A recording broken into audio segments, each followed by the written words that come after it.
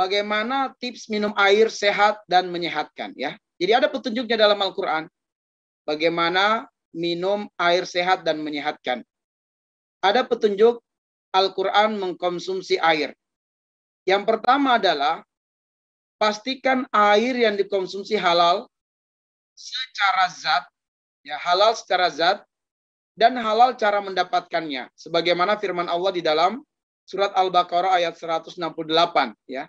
Ya Yohanes kulu mimma fil ardi halalan thayyiba ya wala tattabi'u khutuwatis syaitan. Ya wala tattabi'u khutuwatis syaitan. Dan janganlah kalian mengikuti langkah-langkah setan ya.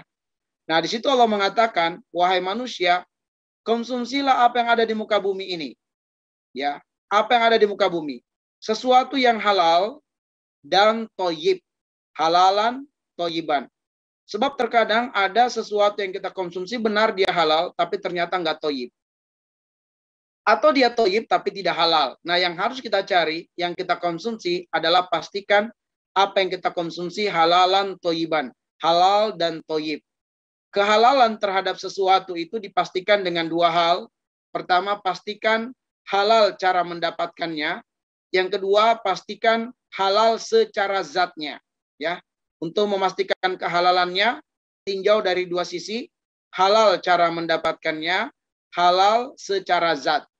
Halal cara mendapatkannya tidak dengan mencuri, tidak dengan merampok, tetapi dengan benar-benar kita bekerja dengan cara yang halal, kita dapat upah, dapat rezeki, lalu kemudian kita membeli air dengan cara yang terbaik. Nah, maka kemudian air itu halal cara mendapatkannya.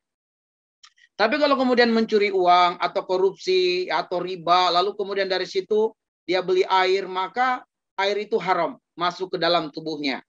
Air itu haram masuk ke dalam tubuhnya. Kalau air ini yang masuk ke tubuh haram, maka tercabut keberkahan.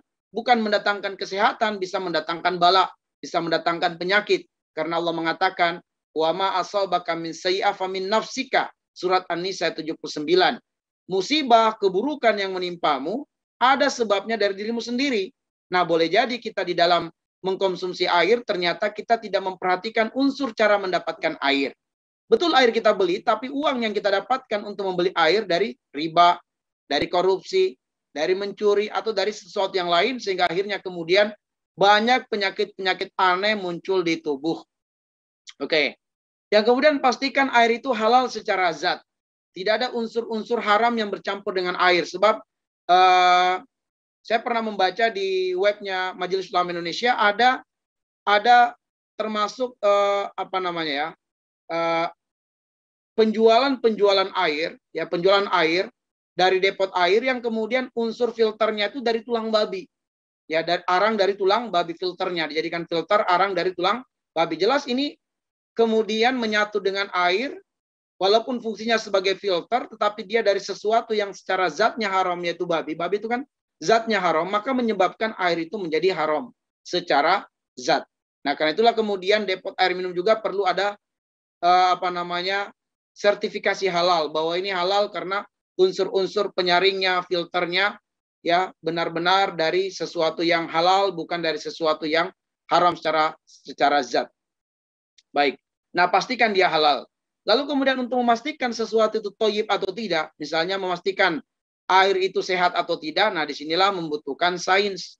Ya, untuk memastikan air itu sehat atau tidak, membutuhkan sains, membutuhkan ilmu untuk mengungkap air yang sehat atau tidak sehat. Nah, ada pembahasan tersendiri sebenarnya untuk membahas air itu sehat atau tidak, dilihat dari dua hal. Pertama, dilihat dari TDS-nya, ya zat padat yang terlarut, yang kemudian dilihat dari potensial hidrogennya. Tadi kita katakan ditinjau dari potensial hidrogen atau pH, maka pH di bawah 7 itu tidak aman dikonsumsi. Tetapi pH di atas 7 aman dikonsumsi. Itu yang harus kemudian kita lihat dari standar potensial hidrogennya. Kemudian kalau TDS-nya, ya TDS-nya yaitu zat padat yang terlarut di dalamnya, itu sudah banyak dikeluarkan oleh para peneliti, dari WHO juga dikeluarkan, bahwa rentang antara 50 sampai 150 itu aman, baik gitu ya. Di atas itu perlu diteliti zat-zat padat apa yang terlarut, jangan sampai ada unsur zinknya dan seterusnya. Makanya ada istilah air dengan TDS 0 itu untuk kemudian memastikan bahwa tidak ada unsur-unsur yang berbahaya yang hingga pada air tersebut. Tidak ada zat-zat tertentu yang berbahaya bagi tubuh, maka untuk amannya dijadikan TDS 0 misalnya. Tetapi ya air juga membutuhkan nutrisi-nutrisi tertentu ya yang kemudian akan bermanfaat bagi tubuh kita.